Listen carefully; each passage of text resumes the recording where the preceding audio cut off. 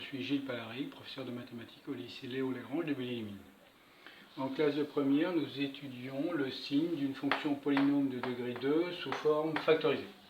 Soit f, la fonction définie pour tout réel x, par f de x égale 3 quarts multiplié par 2 moins 4x multiplié par 3x plus 1. Donc il s'agit de ramener f à une forme à x moins x1, x moins x2.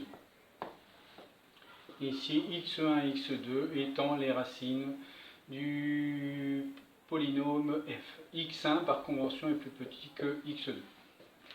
Pour ce faire, donc il va être nécessaire de factoriser moins 4 dans le deuxième facteur de ce produit et 3 dans le troisième facteur du produit. Si je factorise par moins 4, le deuxième facteur de ce produit, divisé par moins 4, factorisé par moins 4, c'est diviser chacun des termes de la somme par moins 4.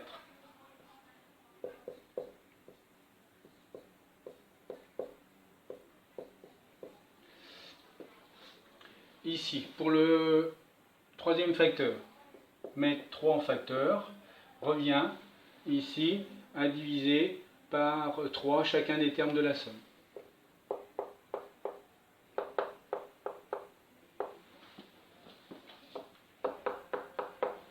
Nous avons 3 quarts multiplié par moins 4 multiplié par 3. Pour le signe positif, négatif, positif, ça donne un négatif. 3 quarts fois 4 fois 3, c'est 3 quarts fois 4, c'est-à-dire 3, 3 fois 3, 9. 2 divisé par moins 4, en simplifiant, ça donne moins 1 demi.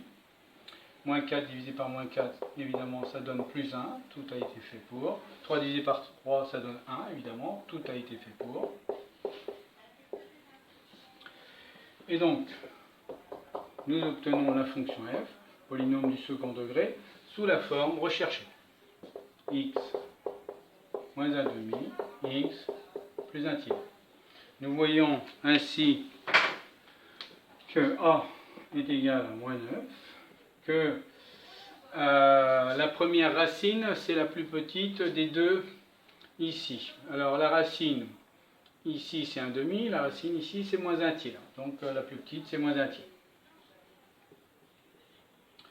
Et donc la deuxième racine, x2, ce sera 1 demi. On peut ainsi déterminer le signe de la fonction f. f sera donc strictement négative, puisque a est négative à l'extérieur des racines, c'est-à-dire si et seulement si x appartient à moins l'infini, moins 1 tiers, union 1 demi, plus infini. Si f n'est pas strictement négative, f est positive ou nulle, elle sera strictement positive si x appartient à l'intervalle ouvert, moins 1 tiers, 1 demi. Voici ce qui permet de déterminer le signe d'une fonction polynôme de degré 2.